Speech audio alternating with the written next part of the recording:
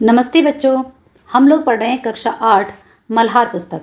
हमने 5 पाठ कवर कर लिए। आज हम पाठ 6 पढ़ रहे हैं जिसका नाम है एक टोकरी भर मिट्टी। इस पाठ की व्याख्या एक टोकरी भर मिट्टी की हम पहले ही कर चुके हैं। आज इसके अभ्यास प्रश्नों को देखेंगे। तो चलो अभ्यास प्रश्न देखते हैं, जिसमें पहला प्रश्न हमारे सामने है। मेरी समझ से निम्नलिखित प्रश्नों के उपयुक्त उत्तर के सम्मुख तारा बनाइए। कुछ प्रश्नों के उत्तर एक से अधिक भी हो सकते हैं, तो यहाँ पर हमें सटीक उत्तर को चुनना है। उत्तर एक से अधिक भी हो सकते हैं। जमींदार को झोपड़ी हटाने की आवश्यकता क्यों लगी? झोपड़ी जर्जर हो चुकी थी। झोपड़ी रास्ते में बाधा थी। वह आहते का विस्तार करना चाहता था। वृद्धा से उसका कोई पुराना झगड़ा था। तो हमने पाठ में पढ़ा था कि वह अपने आहते का विस्तार करना चाहता था। कौन? जमींदार। अगला प्रश्न है हमारे सामने। वृद्धा ने मिट्टी ले जाने की अनुमति कैसे मांगी? क्रोध और झगड़ा करके, अदालत से अनुमति लेकर, विनती और विनम्रता से, चुपचाप उठा ले गई। तो कहानी में हमने देखा था कि जमींदार से उसने विनती की थी, उसने रिक्वेस्ट की थी कि मुझे इसमें से थोड़ी सी मिट्टी ले जाने दो। अगला प्रश्न है हमारा। वृद्धा की पोती, यहाँ पर देखेंगे कि वृद्धा की पोती का व्यवहार किस भाव को दर्शाता है? दया का, लगाव का, गुस्से का या फिर डर का? तो वृद्धा की पोती का जो भाव है वो कौन सा दर्शा रहा है इसमें? दया और लगाव का। अगला प्रश्न है हमारे सामने। कहानी का अंत कैसा है? दुखद, सुखद, प्रेरणादायक या सकारात्मक? तो हमने पढ़ा था कि कहानी में किस प्रकार से जो है बुढ़िया को उसका जो है झोपड़ी घर मिल जाता है, तो सुखद अंत होता है। प्रेरणादायक क्यों है? क्योंकि जमींदार का हृदय परिवर्तन हो जाता है, उसको अपनी गलती का एहसास हो जाता है और उसको वो झोपड़ी दे देता है। और यह सकारात्मक है। अब यहाँ पर पूछा गया है, हो सकता है कि आपके समूह के साथियों ने अलग अलग उत्तर चुने हों। अपने मित्रों के साथ चर्चा कीजिए और आपने यही उत्तर क्यों चुने हैं, ये बताना है आपको। ठीक है, तो ये उत्तर इसलिए चुने हैं क्योंकि ये कहानी की घटनाओं, पात्रों के व्यवहार और भावनाओं को सबसे सही तरीके से दर्शाते हैं। इन उत्तरों से जमींदार के उद्देश्य, बुढ़िया की विनम्रता, पोती के प्रेम और कहानी के सकारात्मक अंत का स्पष्ट पता चलता है, जो कि इस कहानी का मूल सार भी है। ठीक है, आगे प्रश्न दिया हुआ है, मिलकर मिलान करें। अब यहाँ पर आपके लिए मैच द फॉलोइंग दिया है। जैसे पाठ में से चुनकर कुछ वाक्य नीचे दिए गए। प्रत्येक वाक्य के सामने 2-2 निष्कर्ष दिए हैं। अपने समूह में इन पर चर्चा कीजिए और इन्हें सर्वाधिक उपयुक्त निष्कर्षों से मिलाइए। अगर आप देखेंगे तो यहाँ पर क्या बताया गया कि एक जो है सेंटेंस, उसके 2 अर्थ दिए गए। अब यही उसकी पोती इस वृद्धा काल में एकमात्र आधार थी। तो कहानी में क्या है कि वृद्धावस्था में वृद्धा का सहारा उसकी पोती ही थी। वृद्धावस्था में पोती का सहारा वृद्धा थी।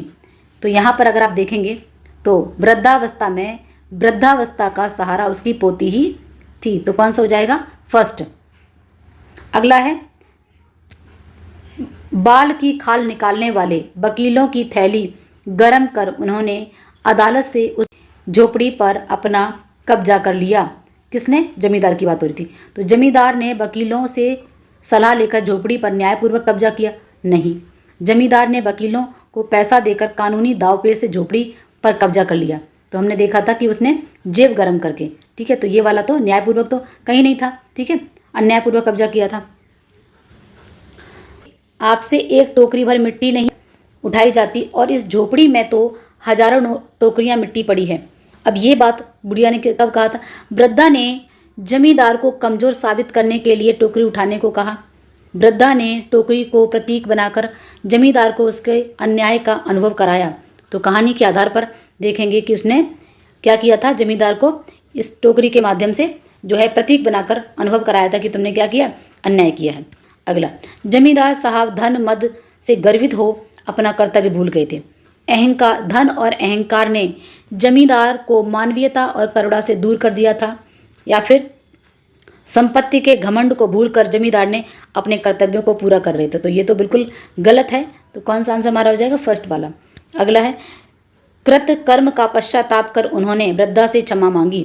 ठीक है, तो यहाँ पर कृत कर्म आपको बताया था कि उसने जो कर्म किए हैं उसके लिए उसने क्या किया था? वृद्धा से क्षमा मांगी। कौन सी है? वृद्धा ने अपने व्यवहार पर पश्चाताप कर जमींदार से क्षमा मांगी।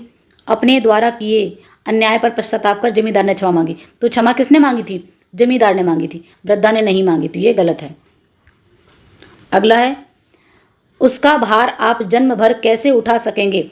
ये बात वृद्धा ने बोली थी। वृद्धा ने प्रतीकात्मक रूप से कहा कि अन्याय का नैतिक भार उठाना आसान नहीं है। दूसरा है, वृद्धा ने जमींदार की उम्र और शक्ति पर व्यंग करते हुए यह बात कही थी। तो ये बिल्कुल भी गलत है। ये वाला आपका सही है। कृपा करके इस टोकरी को जरा हाथ लगाइए जिससे कि मैं उसे अपने सिर पर धर लूं। ये वृद्धा ने बोला था। तो क्या बोला था कि वृद्धा ने चतुराई से जमींदार को शर्मिंदा करने की योजना बनाई थी। वृद्धा ने टोकरी उठाने में सहायता के लिए जमींदार से विनम्र निवेदन किया था। तो विनम्र निवेदन किया था। अगला है, उसने पुरानी बातों का स्मरण हुआ और उसकी आंखों से आंसू की धारा बहने लगी। अब ये कब हुआ था? झोपड़ी में प्रवेश करते ही वृद्धा पुराने दिनों के कारण भावुक हो गई थी। झोपड़ी में जाकर वृद्धा डर गई और जमींदार उसे फिर से बाहर निकाल देगा और रोने लगी। नहीं, ऐसा नहीं था। उसे अपनी पुरानी बातें जो है, उस झोपड़ी से उसकी यादें जुड़ी हुई थी, इसीलिए वह भावुक हो गई और वह रोने लगी। नेक्स्ट प्रश्न है हमारे सामने, अपने मित्रों के उत्तर से अपने उत्तर मिलाइए और चर्चा कीजिए कि आपने कौन से निष्कर्ष को चुना है और क्यों चुना है। तो यहाँ पर जैसा कि दो प्रश्न थे, दो उत्तर थे, तो हमने एक उत्तर को चुना है। हो सकता है कि आपने भिन्न उत्तर चुने हो, तो क्यों चुने, हमने उत्तर क्यों चुने हैं, इस पर डिस्कस कर लेते हैं। मैंने वे निष्कर्ष चुने जो पाठ के भाव और घटनाओं को सही तरीके से व्यक्त करते हैं। ये निष्कर्ष पात्रों के स्वभाव, उनके विचार और कहानी के मुख्य संदेश को स्पष्ट करते हैं। इससे पाठ की सीख और उद्देश्य को आसानी से समझा जा सकता है, इसलिए हमने इन उत्तरों को चुना है। जैसा कि पाठ में जो घटनाएं थी, भाव थे, उन्हीं सबको देखते हुए पात्रों के जो स्वभाव थे, उसके आधार पर दो जो निष्कर्ष दिए थे, उनमें से हमने सटीक निष्कर्ष को चुना है। अगला प्रश्न हमारे सामने है, पंक्तियों पर चर्चा। पंक्तियों पर चर्चा यानी कि हमारे सामने कुछ पंक्तियां दी गई हैं, उनको ध्यान से देखेंगे। पाठ से चुनकर कुछ पंक्तियां नीचे दी गई हैं, इन्हें ध्यानपूर्वक पढ़िए और इन पर विचार कीजिए। आपको इनका क्या अर्थ समझ में आया? अपने विचार अपने समूह में साझा कीजिए और लिखिए। जैसे पहली पंक्ति यहाँ पर दी गई है कि आपसे एक टोकरी भर मिट्टी नहीं उठाई जाती और इस झोपड़ी में तो हजारों टोकरियां मिट्टी पड़ी है, उसका भार आप जन्म भर कैसे उठा सकेंगे? ये वृद्धा ने किससे बोला था? जमींदार से बोला था। तो देखेंगे इसका उत्तर हम लोग। वृद्धा ने यह पंक्ति जमींदार को उसकी गलती समझाने के लिए कही थी। उसका अर्थ है कि जो एक टोकरी मिट्टी नहीं उठा सकता, वह हजारों टोकरियों का भार कैसे उठाएगा? इससे जमींदार को अपनी गलती का एहसास हुआ और यह वृद्धा की समझदारी को भी दिखाता है। अगला प्रश्न है, अगली पंक्ति हमारे सामने है, जमींदार साहब पहले तो बहुत नाराज हुए, पर जब वह बार बार हाथ जोड़ने लगी और पैरों पर गिरने लगी तो उनके भी मन में कुछ दया आ गई। किसी नौकर से न कहकर आप ही स्वयं टोकरी उठाने को आगे बढ़े। ज्यों ही टोकरी को हाथ लगाकर ऊपर उठाने लगे, त्यों ही देखा कि यह काम उनकी शक्ति से बाहर था। तो इसमें देखेंगे कि जमींदार पहले गुस्सा हुए, पर वृद्धा की विनती से उनका दिल पिघल गया। उन्होंने खुद टोकरी उठाने की कोशिश की पर असफल रहे। इससे उन्हें अपनी गलती और कमजोरी का भी एहसास हुआ। इस तरीके से हम इसके अर्थ को लिख सकते हैं। अगला प्रश्न हमारे सामने है, सोच विचार के लिए। पाठ को पुनः ध्यान से पढ़िए, पता लगाइए और लिखिए। यहाँ पर फिर से कुछ प्रश्न आपके लिए दिए गए हैं। जैसे पहला प्रश्न दिया हुआ है कि आपके विचार से कहानी का सबसे प्रभावशाली पात्र कौन है और क्यों? तो यहाँ देखेंगे सबसे प्रभावशाली पात्र कौन है? वृद्धा। ये वृद्धा थोड़ा सा देख लेंगे, ये वृद्धा है। अपनी बुद्धि, धैर्य, आत्मसम्मान से बिना हिंसा किए अन्याय का प्रतिरोध करती है। एक टोकरी मिट्टी को प्रतीक बनाकर वह जमींदार को उसकी गलती का एहसास करा देती है, इसीलिए वही सबसे प्रभावशाली पात्र लगी। तो यहाँ पर आप पोती को लिख सकते हो, जमींदार को लिख सकते हो, ठीक है, या फिर जो बताया गया वृद्धा, जैसे कहानी के अनुसार तो वृद्धा ही सबसे प्रभावशाली पात्र है। किस प्रकार से बिना लड़ाई झगड़े के, बिना हिंसा किए हुए उन्होंने किस तरीके से जमींदार का हृदय परिवर्तन कर दिया। अगला क्वेश्चन इसमें दिया है हमारे लिए, वृद्धा की पोती ने खाना क्यों छोड़ दिया था? कि जैसा कि वो मिट्टी लेने के लिए गई थी वृद्धा, क्योंकि बेटी ने क्या कर दिया था? खाना पीना छोड़ दिया था। उसे अपनी पुरानी झोपड़ी से गहरा लगाव था। घर छिन जाने के दुख में उसने कहा कि वह केवल अपने घर की रोटी खाएगी, इसलिए उसने खाना पीना छोड़ दिया था। नेक्स्ट प्रश्न है, जमींदार ने झोपड़ी पर कब्जा कैसे किया? क्या किया था उसने झोपड़ी पर? वह वकीलों की मदद और पैसे के प्रभाव से अदालत में अपने पक्ष में फैसला करवाकर कानूनी पेचों के सहारे झोपड़ी पर कब्जा कर लिया था। अगला प्रश्न हमसे पूछा गया है, महाराज क्षमा करें तो एक विनती है। जमींदार साहब के सिर हिलाने पर उसने कहा। यहाँ जमींदार द्वारा सिर हिलाने की किस क्रिया का अर्थ क्या है? इस क्रिया का क्या अर्थ है, क्यों बोला गया है? तो यहाँ पर देखेंगे, जमींदार के सिर हिलाने का अर्थ है, क्या मतलब है इसका? उन्होंने वृद्धा की विनती सुनने की सहमति दी। यह दर्शाता है कि वे उसकी बात सुनने को तैयार हैं। हालांकि पहले वह नाराज था। वह एक छोटा सा संकेत था कि जमींदार का मन थोड़ा सा नरम हो रहा था। तो यहाँ कहने का मतलब है कि यहाँ पर इस पूरी कहानी में कुछ अंश जो हैं वो दिखाते हैं कि जमींदार का हृदय भी थोड़ा सा नरम था या वह थोड़ा सा पिघल गया था। अगला प्रश्न है हमारे सामने, किसी नौकर से न कहकर आप ही स्वयं टोकरी उठाने आगे बढ़े। यहाँ जमींदार के व्यवहार में परिवर्तन का आरंभ दिखाई देता है। पहले जमींदार का व्यवहार कैसा था? इस घटना के बाद उसके व्यवहार में क्या परिवर्तन आया? पहले जमींदार का व्यवहार अहंकारी था और क्रूर था। वह वृद्धा की भावनाओं की परवाह किए बिना झोपड़ी पर कब्जा करना चाहता था। इस घटना के बाद वृद्धा की विनम्रता और दुख ने उसके मन में दया जगा दी थी। वह स्वयं टोकरी उठाने को तैयार हुआ, जो उसके व्यवहार में बदलाव को दिखाता है। बदलाव की जो है एक तरीके से शुरुआत है। अगला प्रश्न हमारे सामने, उन्होंने वृद्धा से क्षमा मांगी और उसकी झोपड़ी वापस दे दी। जमींदार ने ऐसा क्यों किया? जमींदार ने यह इसलिए किया क्योंकि उसे अपनी गलती का एहसास हो गया।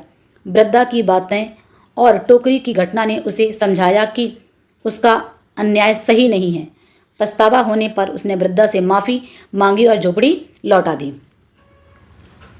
अगला प्रश्न है, यदि वृद्धा की पोती जमींदार से स्वयं बात करती तो वह क्या कहती? पोती कहती, महाराज हमारी झोपड़ी हमें वापस दे दीजिए। यह हमारा घर है जहाँ मेरे माता पिता की यादें हैं। मैं इसके बिना नहीं रह सकती। कृपया हमें बेघर ना करें। आप इसके अलावा और भी बना सकते हो, क्योंकि ये कल्पना करने के लिए बोला गया है। अनुमान करो कि और क्या हो सकता था। ठीक है, यदि आप जमींदार की जगह होते तो क्या करते? देखें, यदि मैं जमींदार की जगह होता या होती तो मैं वृद्धा और उसकी पोती की भावनाओं का सम्मान करता और उनकी झोपड़ी नहीं छीनती। मैं उनके लिए दूसरी जगह रहने की व्यवस्था करता या करती। अगला प्रश्न है, जमींदार को टोकरी उठाने में सफलता क्यों नहीं मिली होगी? ठीक है, तो यहाँ पर है, जमींदार को टोकरी उठाने में सफलता इसलिए नहीं मिली होगी क्योंकि वृद्धा ने टोकरी को प्रतीकात्मक रूप से भारी बनाया था, जो उसके अन्याय का नैतिक बोझ दर्शाता है। यह उसकी अंतरात्मा को झकझोरने के लिए था कि आप वो जो है क्या कर रहा है, गलत कर रहा है। अगला है, झोपड़ी में तो हजारों टोकरियां मिट्टी पड़ी है। यहाँ केवल मिट्टी की बात की जा रही है या कुछ और बात भी छिपी है? मिट्टी की बात का प्रतीक हो सकती है। मिट्टी के बहाने वृद्धा ने क्या कहना चाहती? तो यहाँ पर संकेत के तौर पर दिया गया है। तो देखेंगे, यहाँ मिट्टी केवल मिट्टी नहीं है, बल्कि वृद्धा और उसकी पोती के घर, यादों और भावनाओं का प्रतीक है।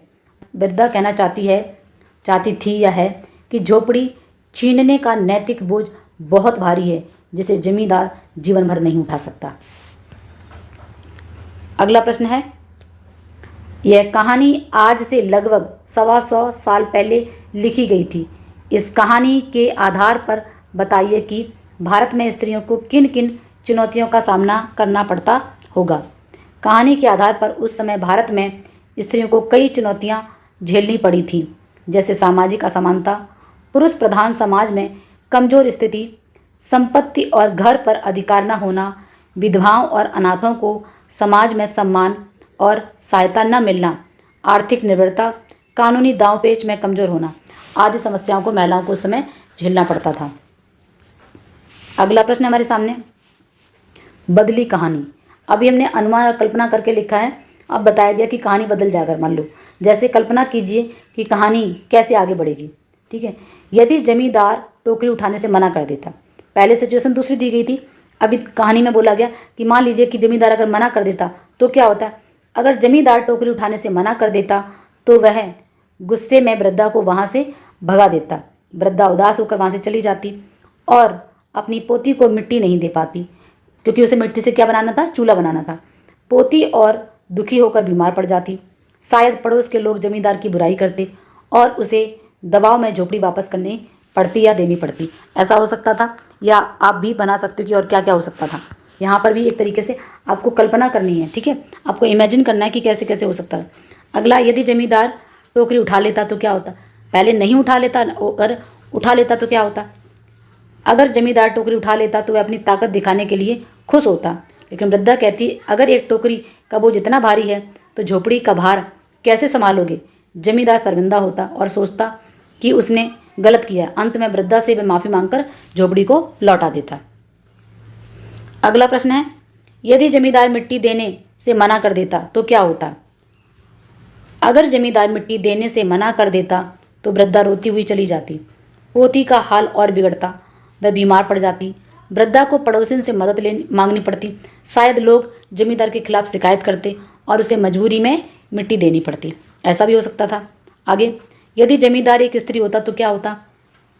अगर जमींदार एक स्त्री होता तो शायद वह वृद्धा की दुख भरी बात सुनकर जल्दी दया दिखाती।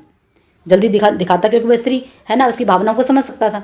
वह टोकरी उठाने की कोशिश करती और असफल होने पर वृद्धा की मदद करती। हो सकता कि वह झोपड़ी वापस दे देती, क्योंकि स्त्री होने के नाते वृद्धा की भावनाएं वह जल्दी से समझ पाती। अगली पंक्ति हमारे सामने कि यदि पोती जमींदार से अपनी झोपड़ी वापस मांगती तो क्या होता। अगर पोती जमींदार से झोपड़ी मांगती तो वह रोते हुए कहती, महाराज यह मेरा घर है, मेरे माता पिता की यादें यहाँ हैं, कृपया इसे हमें लौटा दें। जमींदार उसकी मासूमियत देखकर पिघल जाता और झोपड़ी को वापस दे देता। ऐसा हो सकता था। अगला है, अपने समूह के साथ इनमें से किसी एक स्थिति को चुनकर चर्चा कीजिए। इस बदली हुई कहानी को मिलकर लिखिए। जैसे हम लोगों ने भी बहुत सारी सिचुएशन को किया था, अब उन सबको बोला गया सब लोग डिस्कस करें और फिर बदली हुई कहानी कैसी हो सकती थी। जैसे हमने समूह में यदि पोती जमींदार से अपनी झोपड़ी वापस मांगती स्थिति चुनी, हमने मिलकर इस बदली हुई कहानी को लिखा। एक दिन वृद्धा की पोती जमींदार के पास गई। वह रोते हुए बोली, महाराज ये झोपड़ी हमारा घर है, मेरे माता पिता यहाँ मरे हैं और मेरी दादी का सहारा है यही है, कृपया इसे हमें लौटा दें, वरना मैं और दादी दुखी रहेंगी। जमींदार ने उसकी आंखों में आंसू देखे और उसका छोटा चेहरा देखकर दया आ गई। वह बोला, बच्ची तुम सही कहती हो, मैंने गलती की है। फिर उसने वृद्धा को बुलाया और कहा, मैं तुम्हारी झोपड़ी वापस देता हूँ, तुम यहाँ खुश रहो। वृद्धा और पोती खुशी से झोपड़ी में लौट आई और फिर से अपने घर में रोटी पकाने लगी। जमींदार ने सीखा कि बच्चों और बूढ़ों का दुखी देखकर मन बदलना चाहिए। जमींदार से हमने सीखा, हमने सोचा कि पोती की मासूमियत जमींदार को जल्दी समझा सकती थी और यह कहानी का सुखद अंत होता। तो हमने इसमें बच्ची के सहारे इस कहानी को बदल के लिखा है। ठीक है, बचे हुए अभ्यास प्रश्नों को हम दूसरे वीडियो में करेंगे। तब तक के लिए धन्यवाद।